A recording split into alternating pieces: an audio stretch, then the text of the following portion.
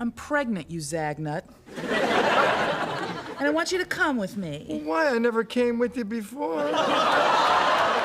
There are moments in television history when something strange slips through the cracks, a signal arriving from a slightly different world than the one we thought we were living in.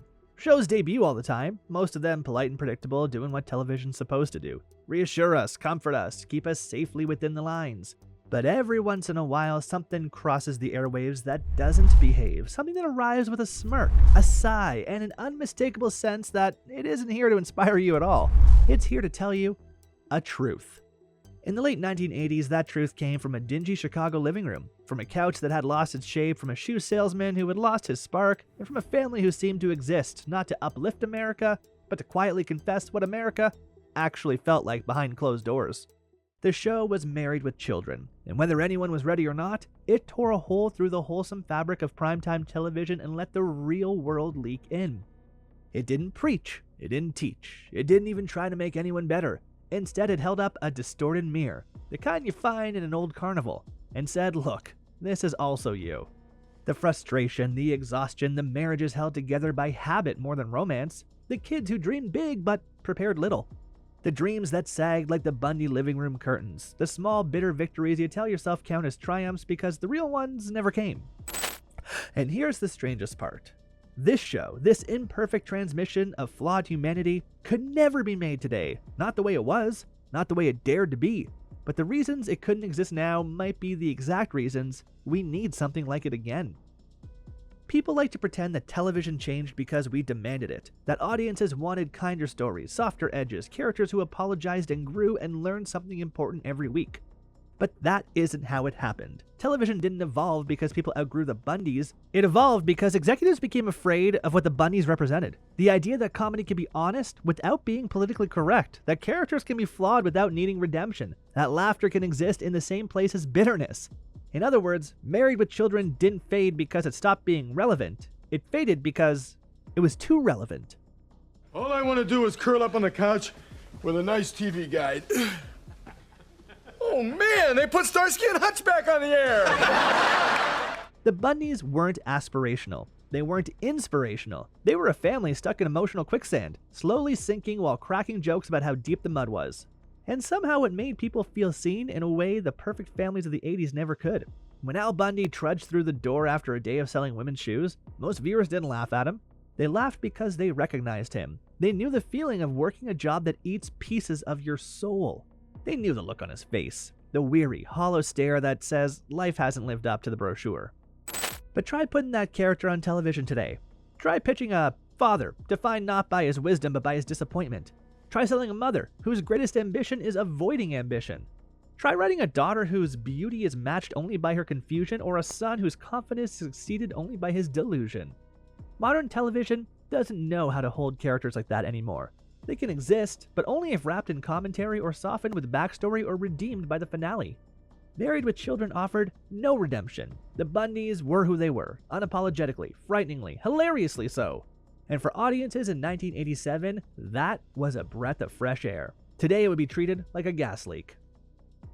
If you grew up watching this show when you probably should have been asleep, or you're just fascinated by the stranger corners of TV history, take a second to hit like and subscribe. It helps this channel keep digging into the shows that didn't just entertain us, they rewired how we saw the world. If there was ever proof that Married with Children occupied a different orbit than the rest of television, it came in 1989, when Terry Rakolta launched her moral crusade against the show. She saw an episode she didn't like, wrote letters, bought stamps, assembled outrage the way other people assemble model airplanes, and suddenly the entire country was talking about a sitcom they hadn't even seen. In today's landscape, that would be the end of the show. Advertisers would vanish, networks would panic, social media would swarm like a hive of bees discovering someone kicked the wrong flower. The photographer asked if he could use one of my shots to advertise his business. I just didn't think he was going to make it that... Shamu-lian? But in 1989, the opposite happened. The Bundys got bigger, the ratings surged, curiosity spread, and America watched. Not because they were scandalized, but because something about the show felt truthful in a way the outrage machine couldn't contain. People didn't gather around the television to be corrupted. They gathered because the Bundys reminded them of the strange, uncomfortable parts of their own lives. The ones polite society preferred to pretend didn't exist. The show gave viewers permission to laugh at the things they weren't supposed to laugh at. disappointment, resentment, stagnation, that creeping feeling that life might not unfold into a neat little narrative after all. In an era of polished lessons and sanitized stories, Married with Children offered catharsis, and people took it willingly. But imagine that boycott happening today. Imagine an entire episode going viral because someone clipped a single line out of context. Imagine the think pieces, imagine the hashtags, imagine the petitions calling for cancellation, and the counter petitions calling for freedom of expression. The Bundys wouldn't survive the first wave, not because the jokes are too sharp, but because the world has lost its tolerance for satire that doesn't pause to explain itself. Really don't. This could kill him, you know. Wait, Bud, don't we have a loyalty to the man? The show's brilliance was that it trusted the audience to understand what it was doing. It trusted viewers to know the difference between cruelty and comedy, between a character who mocks life and a show that mocks people. That trust is rare now, almost extinct, and without that trust, a show like Married with Children wouldn't just struggle, it couldn't exist. One of the strangest misconceptions about Married with Children is that it was mean-spirited. People who barely watch the show sometimes claim it mocked women, or mocked working-class families, or mocked intelligence, or mocked the institution of marriage itself. But that's only what it looked like from the outside. Inside the world of the Bundys, the truth was something far more nuanced, something modern viewers often forget. The Bundys weren't making fun of groups of people, they were making fun of the human condition. Every character in their world was stretched, warped, pushed to the edge of reason, and then allowed to snap back into place the same way a rubber band does when you've pulled it too far. The result wasn't cruelty, the result was absurdity. What made the show sharp wasn't who the jokes targeted, but what they revealed. Al Bundy wasn't angry because he hated women, he was angry because he hated fate. He hated the gap between who he thought he might be and who he actually became. Peg didn't mock Al out of spite, she mocked him because she saw the same gulf in her own life. The dream of something glamorous dissolved into laundry she didn't want to fold. Kelly's obliviousness didn't ridicule real young women, it ridiculed the television trope that said beauty automatically equaled wisdom. And Bud's desperation didn't insult men, it exposed the ridiculousness of masculinity as it's sold to boys who never get the instruction manual. God, my head hurts. Well, honey, maybe next time you'll wear a helmet before you go a coin. Now, good night.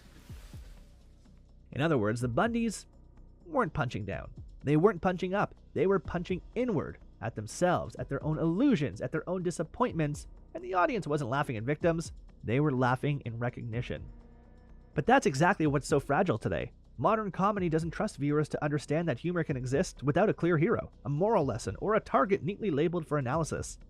Audiences laugh, but networks panic. Advertisers measure. Executives scan social media as if the show itself is a grenade with the pin half pulled. Married with Children never apologized for its characters because the characters were the apology. The messy, imperfect, hilarious part of life we're all supposed to pretend we've outgrown. Today, that honesty would be treated not as brave, but as dangerous. If you really want to understand why Married with Children couldn't be made today and why that loss matters, you have to look at what the show actually offered its audience. Not the jokes, not the shock value, not the silhouettes of big hair and bigger attitudes. What the Bundys gave people was permission. Permission to admit that life is disappointing sometimes, that families are complicated, that dreams slip away, and that humor doesn't have to be kind to be healing. In a world where every sitcom delivered neat lessons and emotional resolutions, the Bundys offered something far rarer, a place to laugh at the parts of your life you usually hide. There's a strange comfort in that. There's a strange courage in it too, because when a show refuses to pretend, it invites you to stop pretending as well. Viewers didn't watch the Bundys because they wanted to behave like them. Viewers watched because they already felt like them, tired, overwhelmed, imperfect, and secretly amused by their own dysfunction. That's what made the show special, and that's why it would be rejected today. All right, contestants, we polled 100 derelicts and asked them if the government actually made you work, what job would you least like to have? Shoe salesman? Number one answer! Television has become obsessed with moral clarity. Characters can be flawed, but their flaws must serve a purpose. Their suffering must lead to growth. Their mistakes must teach lessons. But the Bundys were never interested in lessons. They weren't on a journey toward enlightenment. They weren't evolving toward better versions of themselves. They were simply existing, loudly, messily, hilariously, in a world that didn't care about their hopes or their dignity. And while that may sound bleak, it also made the show honest in a way most modern comedies aren't allowed to be. Streaming platforms today push the idea that every character arc must feel meaningful, every punchline must be defensible, every joke must survive 1,000 think pieces before it leaves the writer's room. But great comedy has never thrived under supervision. It thrives under freedom. It thrives under risk. It thrives when characters are allowed to be wrong, allowed to be foolish, allowed to be small. The Bundys were all of those things, and yet they were unforgettable.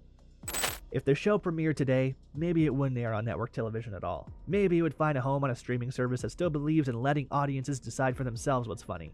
But even then, the conversation surrounding it would be different, louder, angrier, more fragmented. People would watch the show not to find humor in their own flaws, but to diagnose the flaws in the writing, the characters, or the culture that allowed them to exist. And that is the real loss. When we lose shows like Married with Children, we lose not just a style of humor, but a mirror. A messy mirror, yes, but an honest one. The Bundys didn't teach us how to be better. They taught us how to recognize ourselves. The tired parts, the stubborn parts, the ridiculous parts. The parts that dreamt big and fell short. And maybe in a world obsessed with perfection, that kind of recognition is more valuable than ever. Because the Bundys weren't heroes. They weren't examples. They weren't cautionary tales. They were human. And comedy at its best has always been human.